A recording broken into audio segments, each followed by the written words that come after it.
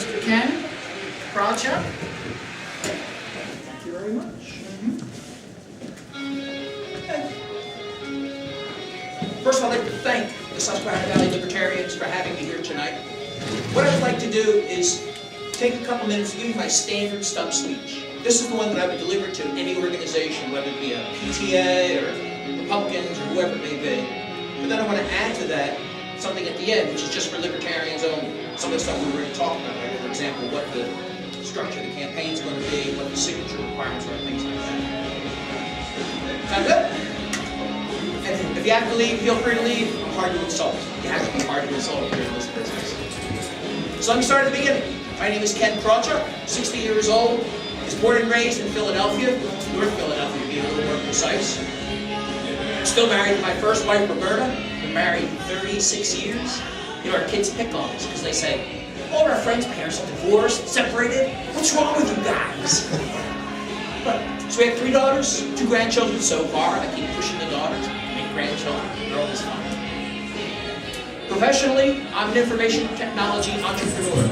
Right now I'm specializing in the healthcare industry because it's just blowing through the roof with everybody reaching, all the boomers reaching retirement age. I also hold 3 United States patents related to database theory, so if there are any geeks out there that after we're done here, maybe we can sit down and compare notes. I've also, just last year, released my first full-length novel, Atlas Snow, a parody sequel to Ayn Rand's Atlas Shrugged. I'm also calling it my platform novel. There you go. Commercial. I'm calling it my platform novel because in here it holds the secret for how we can reduce the size and scope of government, not only in Pennsylvania, but across the whole nation. So I'm a family man, businessman, an inventor, an author, but most importantly, I'm a libertarian. I've been a libertarian now since 1993, a little over 20 years. And in that time, I've run for public office 9 times, twice for governor of Pennsylvania. I ran in 2002 against Ed Rendell and in 1998 against Tom Ridge. And I was the first libertarian in Pennsylvania to break the 1% barrier for the number of votes for the governor's office. So I'm a libertarian. That is important because we libertarians are different from the 2 old parties. We are the party of principle. Every law we support, every law we oppose can all be traced back to one central idea. The idea that your life is yours, that your property is yours, that you have the God-given, inalienable right to live your life your way, without interference, provided only with respect to rights and property of others. That's it. That's what it means to be a libertarian. It's the golden rule on the political level. And the public has reacted very strongly to this message. Since our founding in 1971, we have grown to become the 3rd largest party, hands down, not only in Pennsylvania, but across the nation, outnumbering all the other 3rd parties put together. I call us the 800-pound chihuahua. We also have far outweighed the other parties in terms of elected officials, elected and appointed officials. Right now, nationally, the last number I saw was about 160, 170. I haven't seen the final number since the last election. But here in Pennsylvania, we have about 40. About 25% of all elected libertarians are here in Pennsylvania. And again, that outnumbers all the other 3rd parties put together. And we're growing. Right now, we have 45,000 registered libertarians in Pennsylvania. When I ran in 2002, that number was 35,000. So you can see we're still on our way up. So that's what a libertarian is, what the Libertarian Party is. But what could you expect from a libertarian governor? Let me go over some of the top issues. As I travel the state, I've talked to a lot of voters. And 3 issues are really the big ones. The first one, of course, is taxes. Who thinks they're paying too little in taxes? Oh, you can't hear me over the music. Who thinks? No, of course, we're all overtaxed. Why are taxes so high? Because spending is so high. Why is spending so high? Because the government is overstepping its constitutional bounds everywhere. Did you know that over the last 50 years, the size of government here in Pennsylvania has been growing at more than 3 times the rate of inflation? And it's not slowing down. 10 years ago, 12 years ago, when I ran against Ed Rendell, I was saying, you know, over the last 40 years, the size of government in Pennsylvania has been increasing at 3 times the rate of inflation. And here it is today. The numbers haven't changed. It's still going through the roof. 80% of Pennsylvania's budget right now is dedicated to giveaway programs. All sorts of giveaway programs, not true functions of what government should be doing. What I plan to do when I'm governor, that trend will end. First thing I'm going to do is use the power, excuse me, this is my job description, the Pennsylvania Constitution. The governor has the power of the veto. I promise I will veto every tax increase. Woo! There will have to be a supermajority, 2/3 vote of both houses to get tax increase past me. Second thing I'm going to do is I'm going to phase out the personal income tax here in Pennsylvania over the course of 4 years. Ramp it down, one after the other. Thank you. Somebody has to do it. Obviously, the Democrats haven't done it. They've had their chance. The Republicans haven't done it. They've had their chance. Over the last 50 years, we've had the mix of those two. It's finally time for some third organization, the Libertarian Party, to come in and clean up the mess these guys have left behind. That's issue number 1. Issue number 2 is crime. Interesting statistic from the Commonwealth Foundation about crime is that 95% of all crimes are committed by only 5% of the criminals. Now, if you think about that, if we get these guys in jail, and we keep them in jail, then we can reduce crime. One of the powers given to the governor is power of the pardon. Excuse me, power of parole. What I'm going to do is I'm going to eliminate parole for violent criminals. If you get caught and we finally get you through our convoluted criminal justice system, you're going to serve every day of your sentence.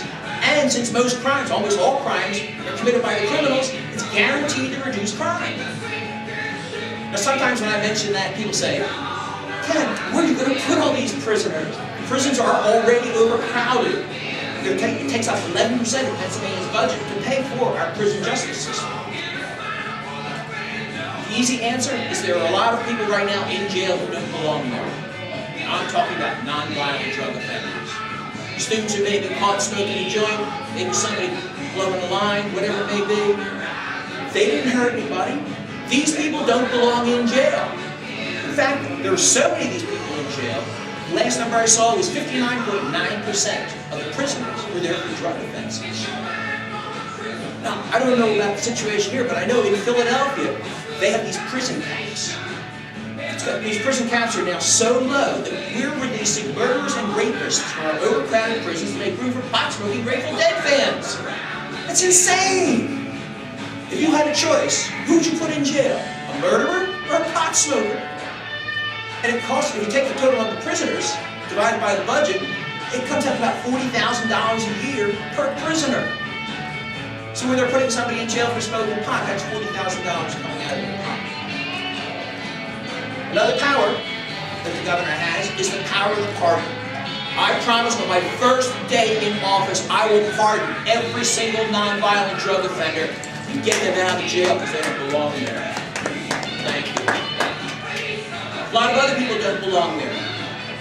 If you didn't have some piece of paper, oh, is that a gun under there? I'm sorry, sir, you don't have that piece of paper, you're going to jail. No. You got to get out of jail free card from this governor candidate once I get elected.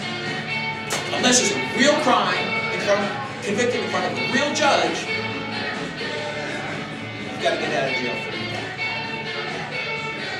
So that's the second issue, crime. Third issue in Pennsylvania, and one of the big ones, is education. For some people, that's the most important one.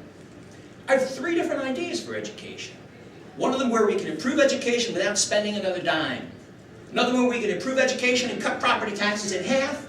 And a third one where we can improve education and eliminate the property tax. Yes. Let me go over them one at a time. First one. Without changing any funding at all, we can improve our schools by introducing a factor which has been missing from our schools for too long. The parents. Remember them? The ones who made the kids in the first place? They're the ones we should bring into the equation. So what I would do is I would allow the parents to choose any government school that they like, And then the funding which would have gone to their local school will follow their child to the school of the parent's choice. That way, we've introduced competition. Good schools are going to get more students, and they're going to grow. Bad schools, by their dropping enrollment, they're going to get the message. They better change what they're doing. Eventually, they're going to wind up closing. Now, some people say, oh, you're going to take away my neighborhood school. No. Because this school, attracting all these students, they are so good that they should be spreading their word. So what they can do is take over the failed school, and the same techniques they're using, which was such a success over here, they can now bring that to the other neighborhood schools.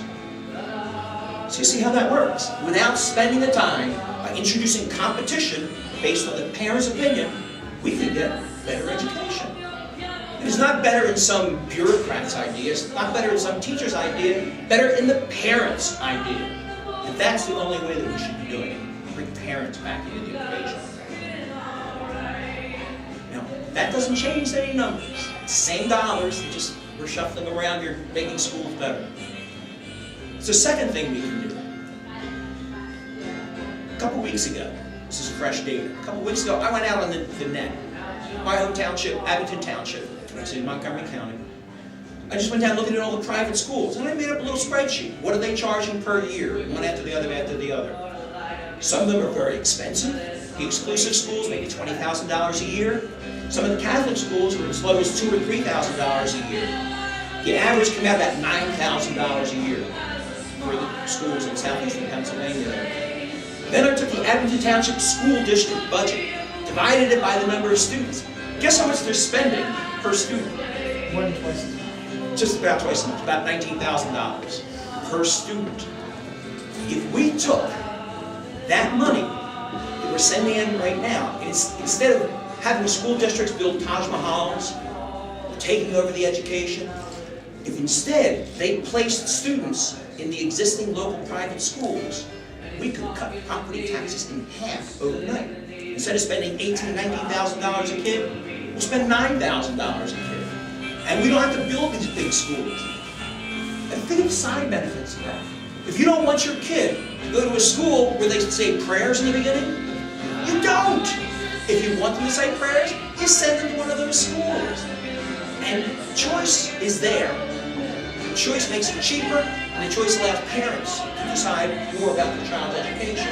No more of this arguing in court. If you don't like that school, get out of it. Send them over to another one. And we've cut property taxes in half. Third solution, one I like best, of course, I call it the great offer. What I do is I ask people, if you promise that you will educate your own children, you will never have to pay property taxes again. Simple as that.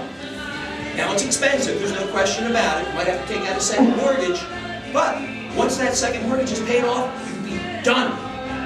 After 10 years, you wouldn't know any more on education. But the way it is now with property tax, year after year after year after year, you're still paying property taxes. You get into your golden years, you're still paying property taxes. At least with this great offer, there's an ending in sight. You can see that there's only so far that you're going to be doing it, be paying it. Now, I tell that to seniors. Seniors love it. They say, great, I don't have to pay my property taxes anymore. You talk to childless couples. They love it because they're paying for somebody else's kid's education. If you talk to somebody who's already sending their kids to private school, they love it because they're paying twice. Once out of their taxes and once out of their own pocket.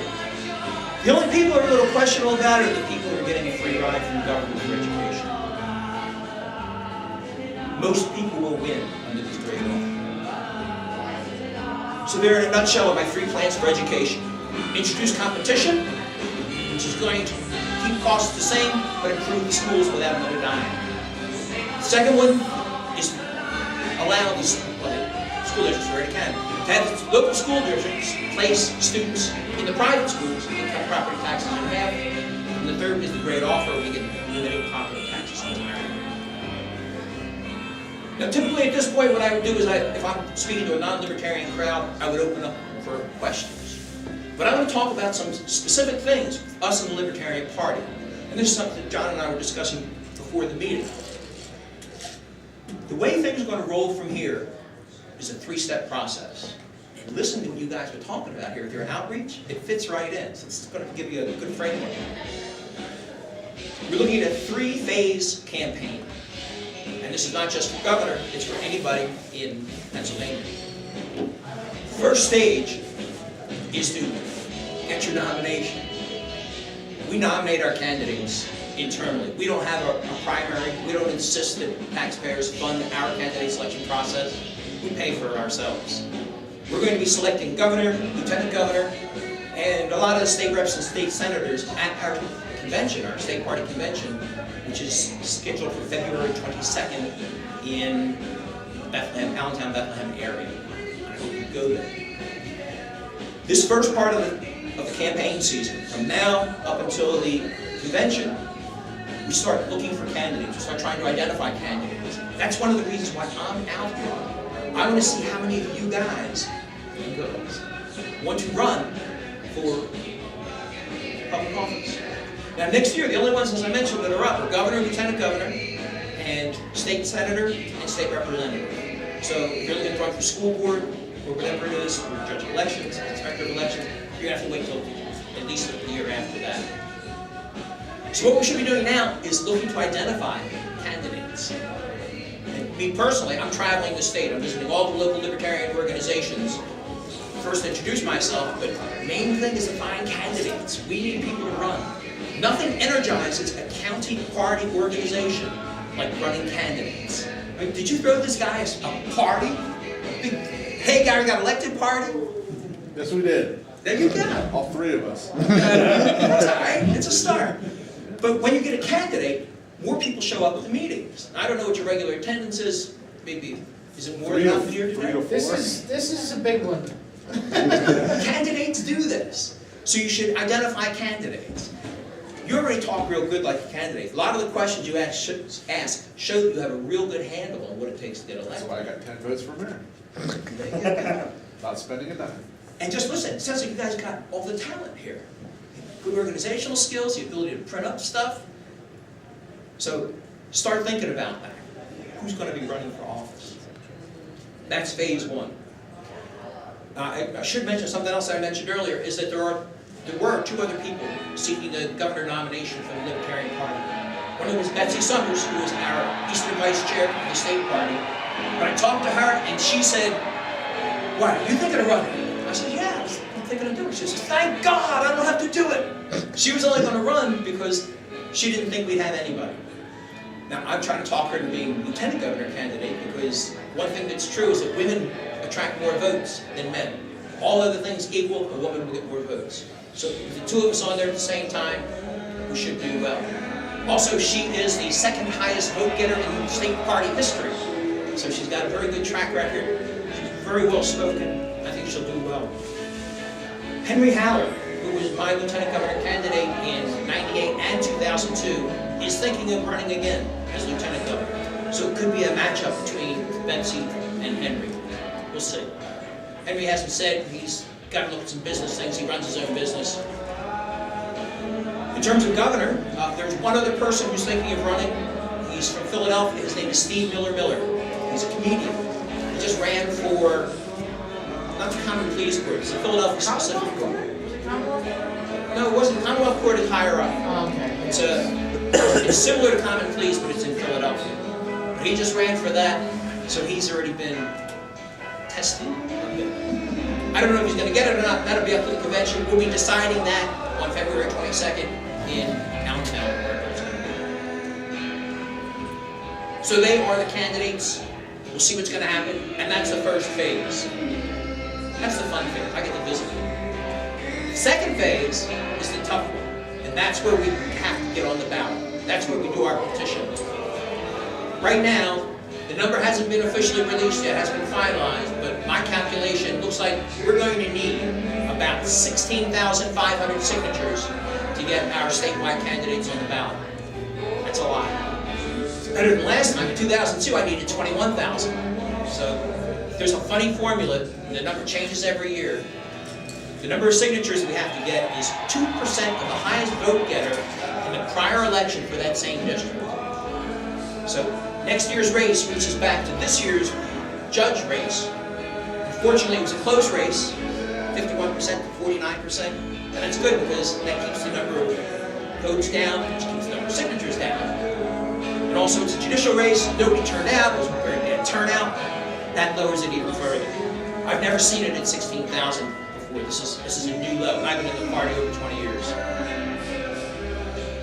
Getting those signatures is not going to be easy.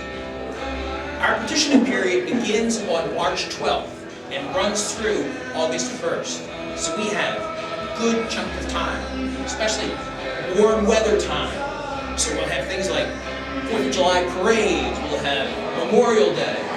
The biggest day, and the one that's really going to push us over the top, is primary day. My first race in 1994, I ran for state representative. What I did was, any volunteer that I had, they said, what can I do? I said, tell your boss you won't be in work on primary day. What we do is we collect signatures from people as they come out of the polls. Now, in Pennsylvania, you can stuff things in people's faces and they're like, go away, go away. But when they're coming out, excuse me, my name's Ken, I'm running for governor. I want to know if you would support democracy in your neighborhood, sign the petition so I get on the ballot. Now, they've just exercised their franchise, they're feeling very good. Sure, I'll sign. Between a third and a half of the people who sign my petitions come down to the polls. That day in 1994, my first race, we had some of the polls covered. At the end of the day, I could not believe it. We had over 1,000 signatures. Maybe a half dozen people total. Personally, I collected over 200. I was there all day. Primary day is the big time. It's what we should aim for. In 2002, we did this. And I take blame for this. I didn't get it word out early enough and far enough. We collected only 11,000 signatures. Only 11,000. Now with 16,000 as a requirement, we should really be aiming for about 33,000, about double what we're looking at. So we're looking at 33,000 signatures. So I just got to take what we did last time and triple it. And that's it. We don't have to pay paid petitioners. We get on the ballot. We can get it early. Get our paperwork filed early. So that's the goal. So when you're organizing things here, you should build it around primary day. Get your postcards out early in March, February, January. Identify your candidates. Get them practice standing up in front of the crowd. Have them hone their platform, their speaking ability. March comes around, April comes around, now you got excitement. All these new people are coming in, they're seeing candidates, they're meeting candidates. You guys don't look like a bunch of people sitting around, you look like a political party. And professionalism draws people in. That's why you mentioned getting professionally printed postcards? You mentioned that's a good idea, because the more professional you look, the more you bring in more people, and a higher class of people. So that means donations are higher too. So that's the second phase of your campaign. My campaign as well, the petition drive. Now the petition drive is going to be run from the state party. So they'll be getting you the petitions, you'll be turning them back into them, but you'll be boots on the ground. You'll be controlling what goes on here in the Susquehanna Valley. I mentioned August 1st is the deadline. Don't wait till August 1st.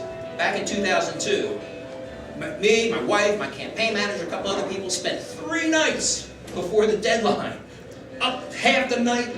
You have to collate these things, you have to organize them, you have to do all sorts of things to get the paperwork finalized. The sooner you get your paperwork in, the better.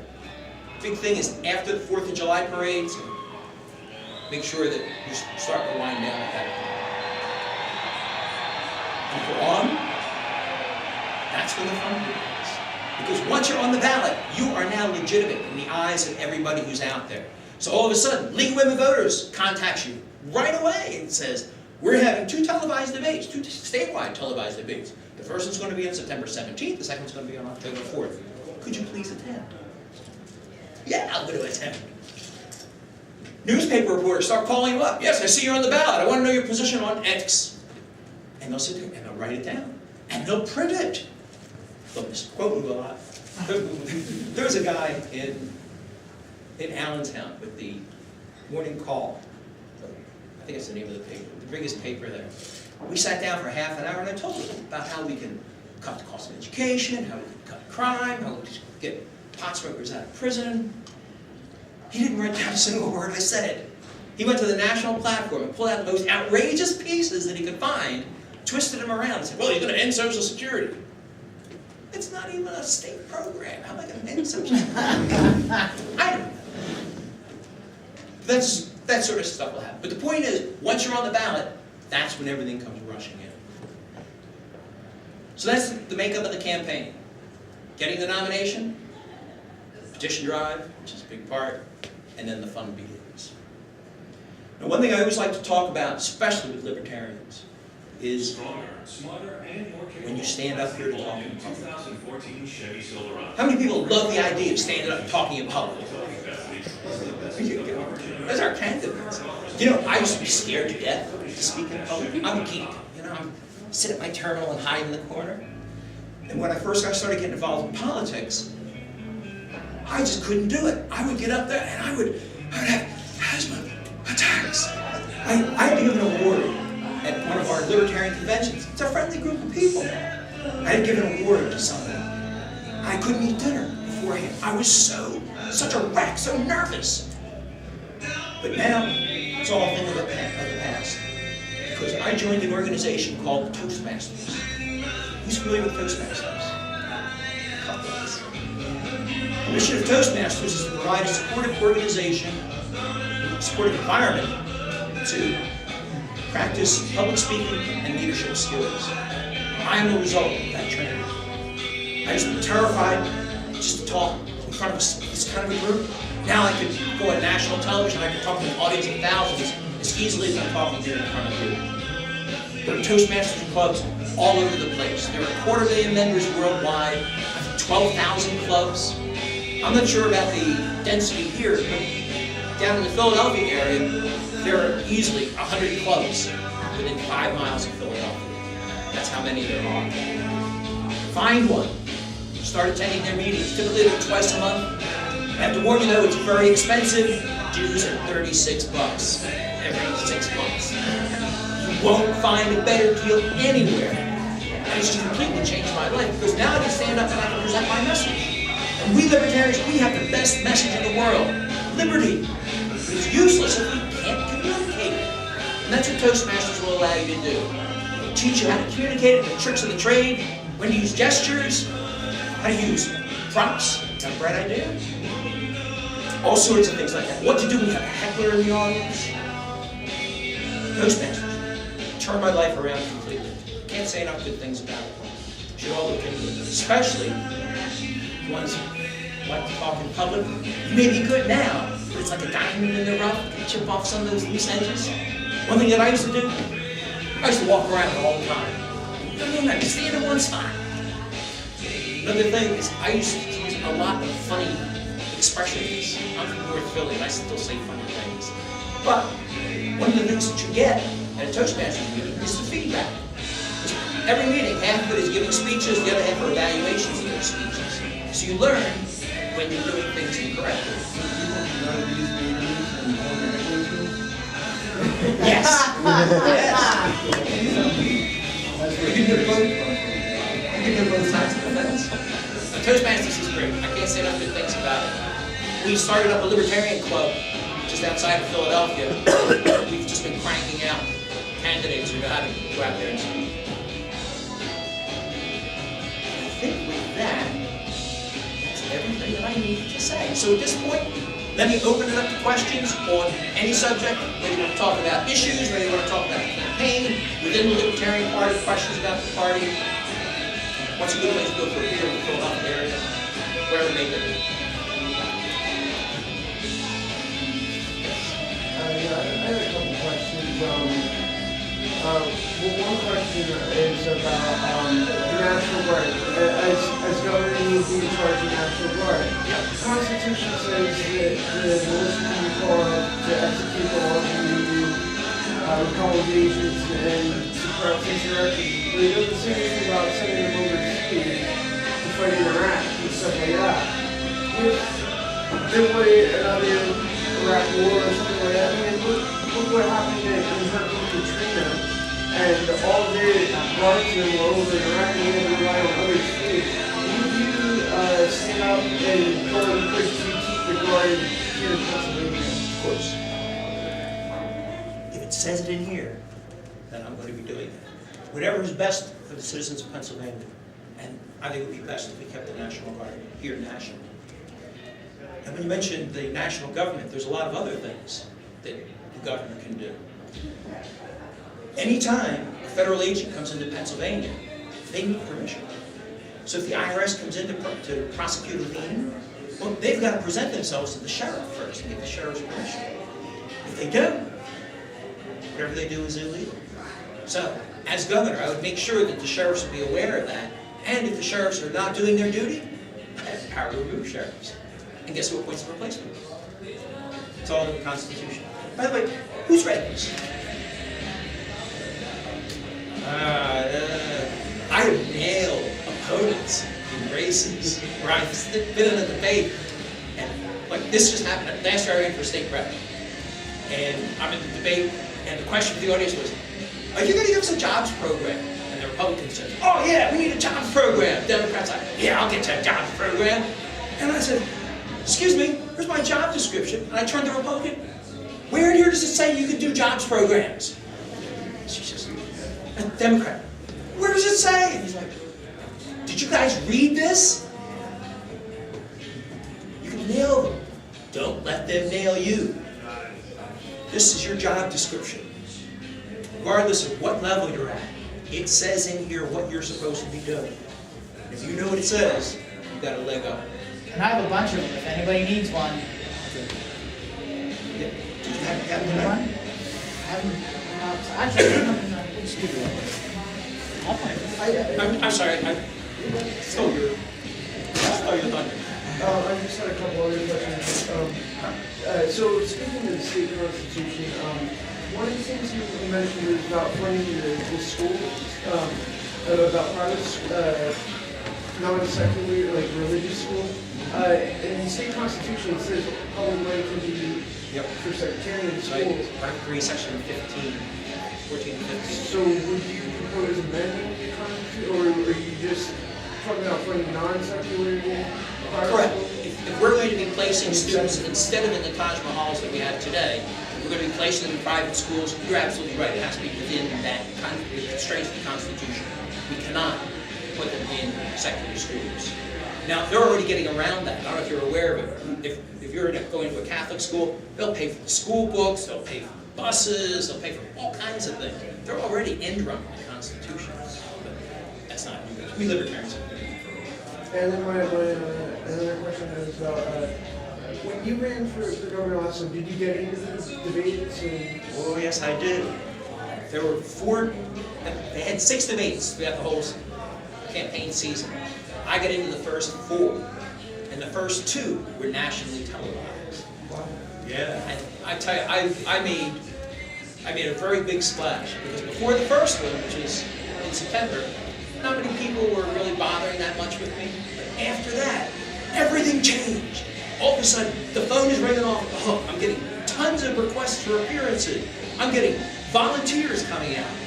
Because I stood up there on stage and I said things like, "We're reducing murders of rapists, maybe we're possibly Grateful Dead fans." The first debate was at University of Pennsylvania, Penn State College. And there's about 2,000 kids in the audience. College-age kids. And when I said that, they went nuts! They're jumping up and down, screaming and cheering. So that was very good. And at the end of that debate, Ed Rendell is still on stage, he's on his cell phone. He turns to a buddy and says, "Hey, it's my son Jesse. He says he's voting for Ken." So there were all sorts of things that happened.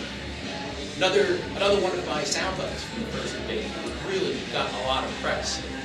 The question was, how are we going to defend women on campuses?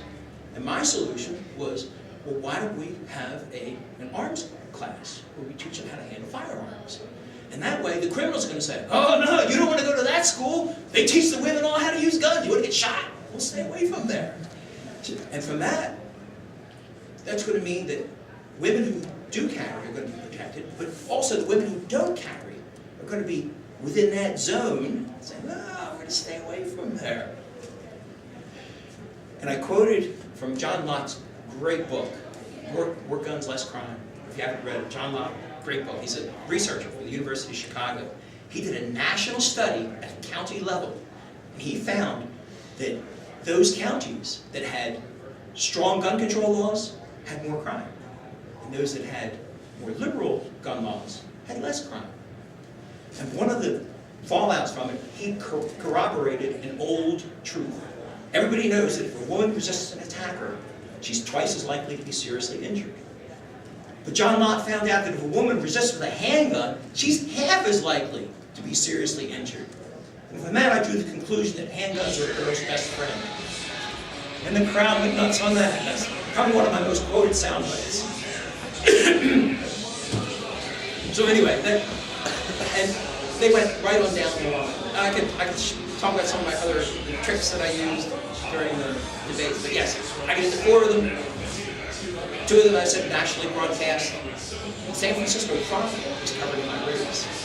They loved one of my sound bites. I got asked about same-sex benefits, and my answer was, well, what's good for the goose and the gander is good for the goose and the goose and the gander and the gander. And they loved it. They just picked up on it. They followed my race from across the other side of the country.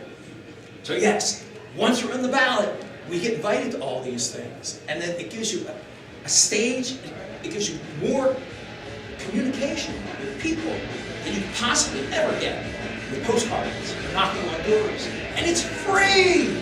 They call you up and they say, come participate! Oh, let me think about it. But that's also where Toastmasters comes in too. Because now they have the opportunity to make the most of it. I can go on about that for a moment. Yes, sir. Given all the facts that you get a candidate, hopefully you, on the ballot, what do you see as the, I mean, other than obviously getting elected, what do you see, like, you see Corbett in trouble. First time as a sitting governor, looks like he's in serious trouble in Pennsylvania history. I mean, obviously we're going to be a factor. That's true, and I can tell you some inside information.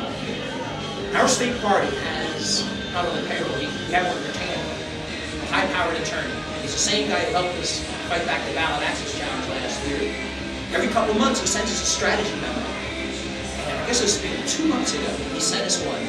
He said that Corbett did a poll and found out that if there's a Libertarian in the race next year, he loses. If there's not, he wins. That's how close the race is. We are the deciding factor in the race. So the warning was, watch out for infiltrators. People who come in and try and disrupt what's going on at the county party, state convention, or whatever it is. He was thinking, watch out for that kind of stuff. Now, me, I was thinking along another. I was talking with Dave John, the Delaware County Chair. Quiet guy, brilliant when it comes to these ideas. He came up with a basic idea. I just turned around the other way. Since Corbett is so worried about us, why don't we take advantage of that political capital? We have a bill out there called the Voters' Choice Act, Senate Bill 195. So instead of us having to get 16,000 signatures, it makes it even. Corbett needs 2,000 signatures, I should need 2,000 signatures. So I went to Corbett. I said, listen, I won't run for governor next year if you get that bill passed by our convention in February. A week or 2 went by, he comes back, he says, nah. 3 days later, I announced I was running for governor. Now, we're going to the Democrats, and we're saying, would you like to see Corbett lose? You should be contributing to our campaign. And by the way, if you could pass that Voters' Choice Act, we'd be very, very happy. So we're taking their same system and turning it against them. Who heard what went on in Virginia this year?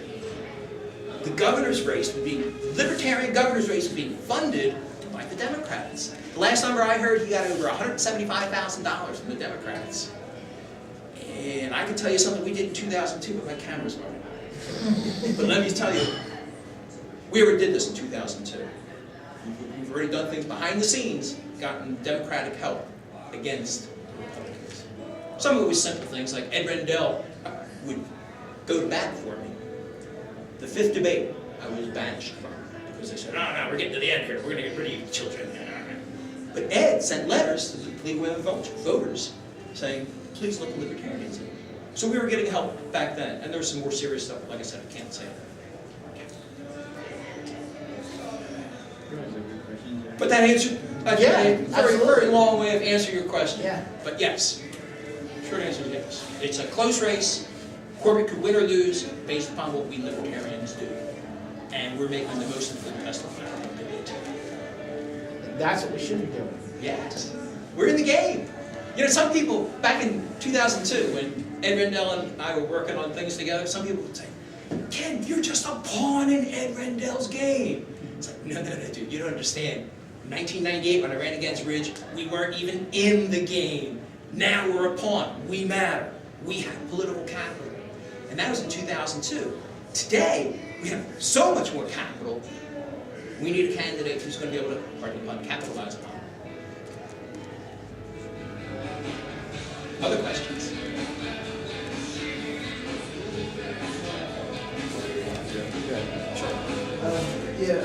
Well, I guess I kind of figured what your answers are going to be, but I figure I'll ask it anyway.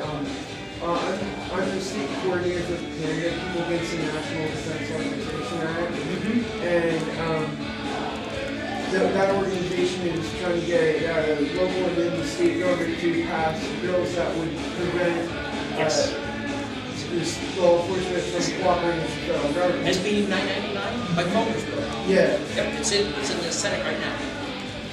And so you would support Absolutely, I would support that. In fact, Mike Fulmer is the prime sponsor of our Voters' Choice Act. Yeah. And it was Mike Fulmer and I who talked about the strategy of approaching Corbett about getting our Voters' Choice Act. Mike was just, when I told him what we were thinking about, he was like, this could work. It didn't work. Anyway, we tried. But yes, that's an easy answer.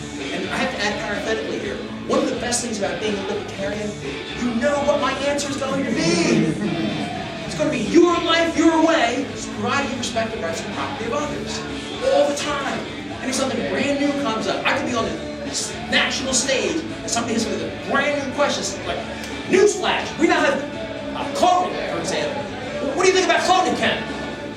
Just harm anybody? Living your own life? Cloning's okay. I'm against government funding of it, though, because government, nowhere in here does it say we're going to be funding any kind of scientific research. That's not going to side. We're not being a libertarian. Democrats or Republicans, they change it every 6 months. Oh, we're in favor of tax increases now. Oh, we're in favor of tax decreases now. Which is it? That's right. And then the next convention, they're going to change it again. Everything I'm saying today, here in end of 2013, is exactly the same as what I said in 1994 when I ran for the first public office. Nothing changed. Nothing to change. Because we're the party principle. Your life, your way. And I interrupted you again. I guess the only other thing I know is the lieutenant governor candidate from the last governor race with the Libertarian one. Henry Howard. Isn't it Cat? I don't know how to pronounce her last name. It starts with a V. Kat. Yeah. She did not get on the ballot. That was in 2006. 2006. I think. Yes, 2006. She's from Montgomery County, by the way. She's our treasurer. Yeah, I was just curious if you considered her or any of the other libertarians decided run for statewide office to run as your lieutenant governor. Well, you know, I haven't approached Kat.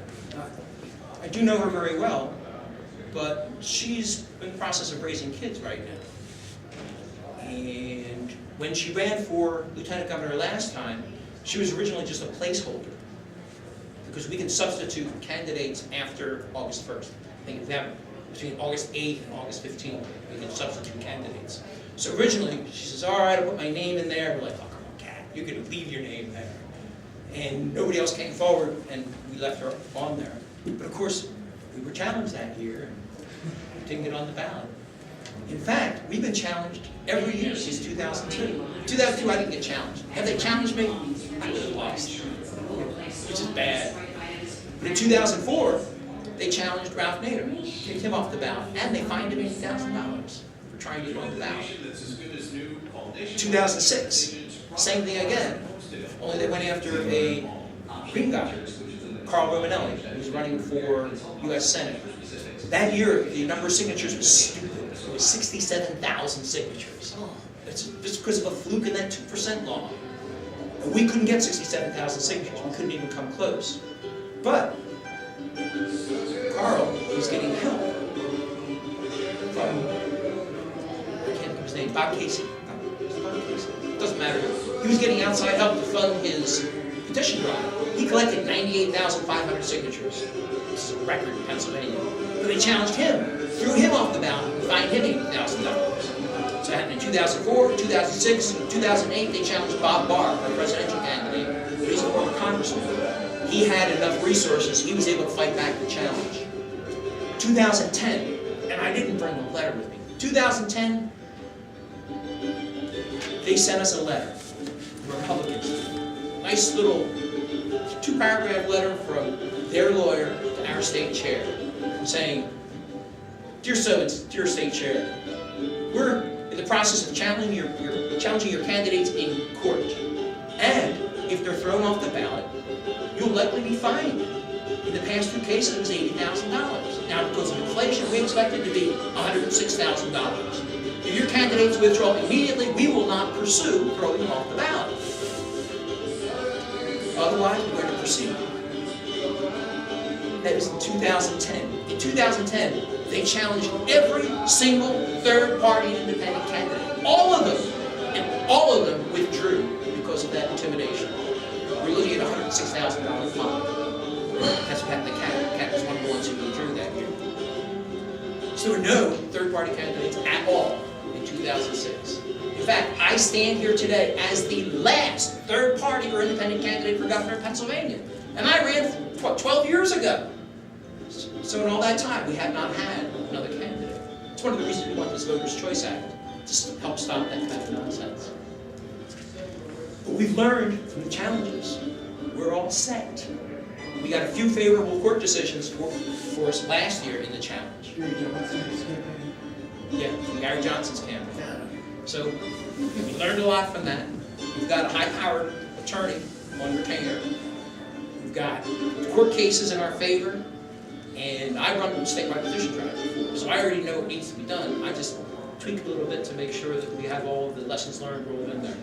I do not expect a challenge next year because I expect our petitions to be bulletproof. Are there any plans to look into the primary petitions for the Republicans and Democrats, and if there's something wrong challenging there? Well, there's a short answer and a long answer. The short answer is I don't know of any plans in place right now. However, in prior years, we've done that quite a bit. Me personally, in my second race in 1995, it was a 2-way race, me and the Republican, I challenged his petitions. I figured if I could kick him off, it'd be just me. The odds of me winning would be a lot higher. We'd see what happened. In 2008, Ron Paul's first year, our local county, Montgomery County, we got together a bunch of people and we challenged as many delegates, Republican delegates, to kick them off the ballot, to leave behind the Ron Paul people. So we've done this in the past. Is there a plan for next year? Not that I've heard of. It sounds like you're the kind of guy who might want to head that up. Yeah, I have certain papers against Richard Farmers at the 2012 election. You did that? Yeah. Excellent. Thank you very much. Are you taking notes here, Drew? Is each guy asks a question, you say, here's what his strength is. Because that's what it takes. That's a very good idea. Use their own system against them. And anybody can challenge. You don't have to be a Republican to challenge a Republican. Anybody can challenge anybody.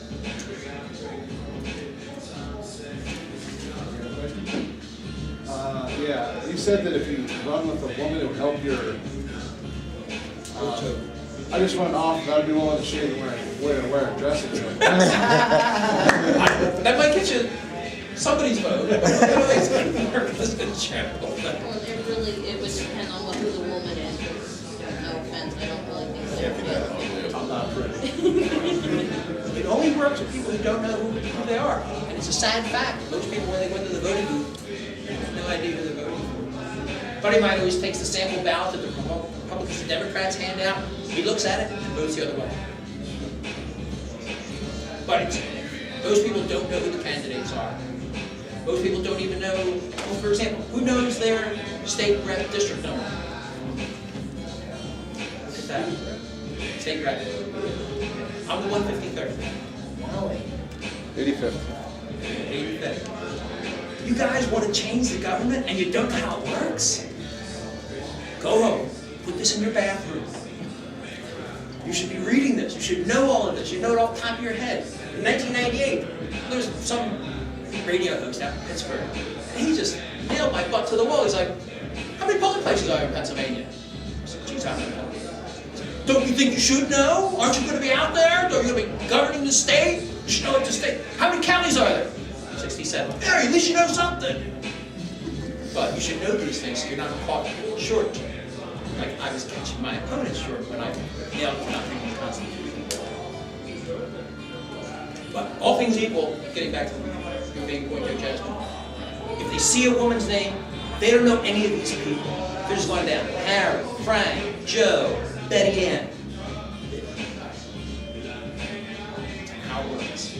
Fact of life. In 2000, I ran for Congress in the 2nd District. And I didn't get in the race until very, very, very late. It was middle of August, end of August. It was a long story why I won't go into the details. So I only had a couple of months to do something. So what I did is I focused in one neighborhood. My last name is Ukrainian, Krawchuk. What we did is we focused on a Ukrainian neighborhood. And we just leafleted the neighborhood. We had homeless people handing these things out, going from door to door. Philadelphia's a lot of homeless people, so put them to work.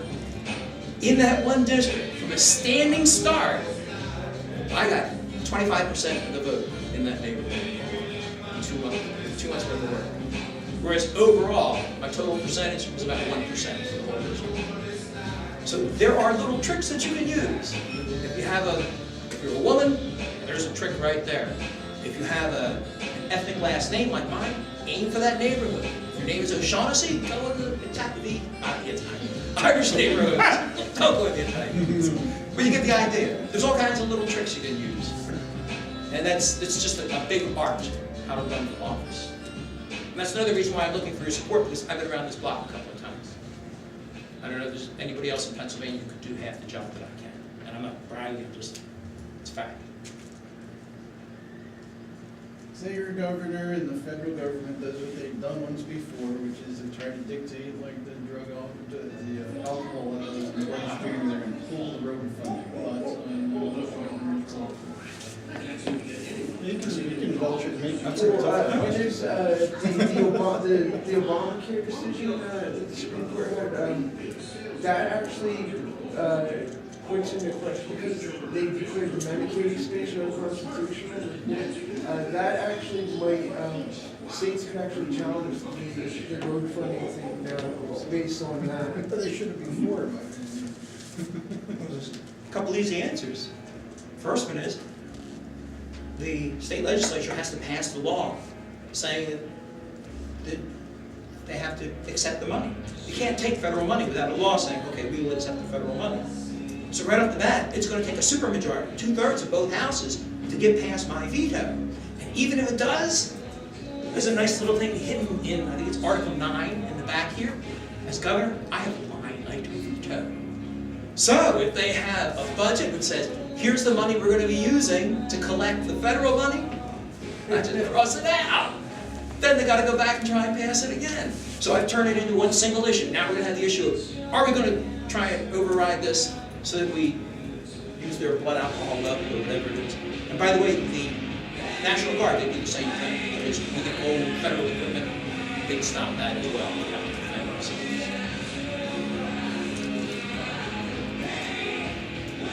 At any point would you consider perhaps forbidding the federal government from collecting official taxes on its territory, or perhaps declaring holding taxes if they result in offensive Of course, that's power of the government. I would not try and provoke a showdown with the federal government. I think it would happen the other way, though. I think the federal government might try and provoke a showdown with me. And they're looking for a legal fight. Hey, I'll give it to them. I'm easy. Pennsylvania led the way once in the Revolution. We can lead the way in the second Revolution.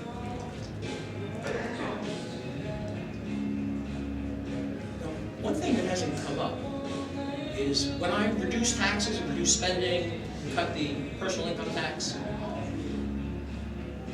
what happens to all these people who are on all these giveaway programs? Like I said, 80% of the federal budget is now giveaway programs. Welfare is one of the biggest things. The PACE program, the food stamps, the unemployment compensation, whatever it may be, all these different giveaway programs. Am I going to let grandma eat dog food? Am I going to let grandpa starve? That's where this comes in. I have a new political concept that I've introduced. I call it the separation of society and state. Right now, the state is doing all sorts of things that it shouldn't be doing because the people want them done. Whether it's highways, whether it's traffic lights, whether it's prescriptions for granted.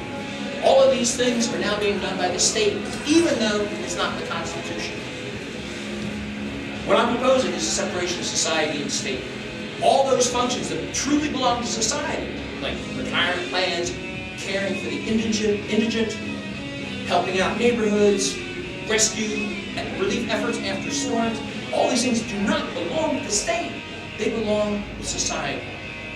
So what I would do is create an entire separate organization that I call society. It would look just like government. It would have House of Congress, representatives, senators, in the national level, have a president of society, at the state level, a governor of society, at the local level, a mayor of society. It would look just like government.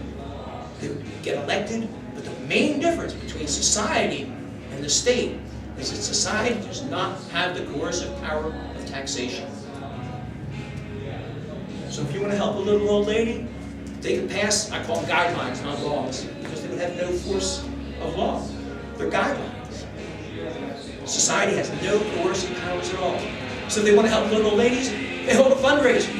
Maybe they send a letter to everybody in the Commonwealth saying, here's how much money we're going to spend next year. Your share of it's $500. Send us a check for $500. Some people wouldn't send it. Some people wouldn't. But the government, society, would be forced to live within its means. It can't just take your paycheck and look at it as a bottomless pit to satisfy their feel-good things so that they can get themselves realized. Separate society and state.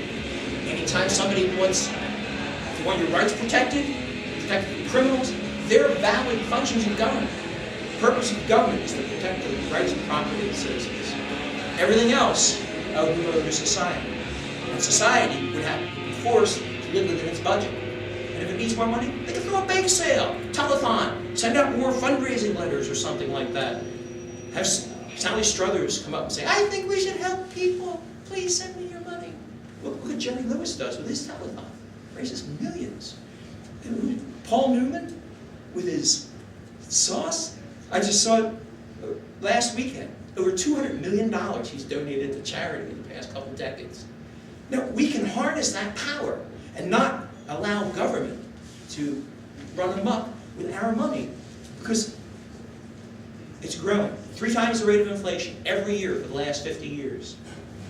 This, separating society and state, is the only solution out there. And on the federal level, it's even more frightening because our budget is $3.5 trillion. Last time I looked, federal revenues were $2.3 trillion. So the extra $1.2 trillion is being borrowed. Worse yet, federal revenue is $2.3 trillion. The cost of the welfare state is $2.2 trillion. Virtually every dollar that comes in the door, federal level, is going out as a giveaway. And all the proper functions of government, defense, and things that aren't properly, NASA, Amtrak, and stuff like that, all that is being borrowed. And it's growing year after year. Boomers are coming. You know what it's going to do to Medicare? I'm in the insurance biz. I can tell you, it's going to kill it. It's going to crush us. We have to do something about it. You can't just cut Granny off. You can't not let her get her medications because we have a debt bond ticket. And when it explodes, Granny's going to be the first one to feel the trouble. should be doing something about it. And that's my solution, separation of society and state. That's why I call my campaign platform. What is your position on constitutional currency? The federal constitution says states should only accept gold and silver coin. Correct. But right now you can't even do taxes in gold and silver coin, even though it says they're not supposed to accept anything but that. What do you think is the right approach to returning to the constitutional currency? Well, I think that the whole idea of the constitutional currency, I agree with it. I think it should be silver and gold. But I think it's being end run right now. A couple of years ago, Bernard von Mauthaus introduced the Liberty Dollar. And he's in prison right now for having none. So everybody look at that and learn. I think we need competing currencies. Because if you had a choice, what would you take? A piece of paper or silver or gold? The quarters and dimes we have now, they're clad coins. It's got copper inside. I call them circus money. This is not real. And that's another thing I address in this book, is how we can convert our fiat currency to an actual silver and gold backed economy. But I think competing currencies is the answer. And Bitcoin is the one that's coming up right now. Personally, I don't like Bitcoin because it has no value. It's another fiat currency, in my mind. There's nothing backing it up. I know it's like going through the roof. What is it now? $1,000, $1,500 a Bitcoin last time I looked. It's a lot. But I see it as a bubble, like the Dutch tulip bowl thing. I could be wrong. I don't know. No, you're right. It's cool. Pop, like it's on it. Well, let's hope not. I know a lot of libertarians who are investing heavily in Bitcoin. So you should check it out. It says right on the website, it's on the top, and it's flat now. Well, it did come down. It did pop a little bit. It peaked at about parity with gold, Yeah. and then came down to about $800-900 now. So it's, I mean, it lost quite a bit. I mean, percentage-wise, it came down. I mean, it's still high. That's right. The funny thing It's about like- Bitcoin is as horrible as it is backed by basically nothing for someone who's somewhere else. Because it's competing with the entire gold along with the garbage turning to themselves. And there's a force of all of this, there's no way to garbage, That saving half of you. That's right. So it's interesting, the only reason why I'm so bothered is because the energy is so bad. So that's another example of competition being good.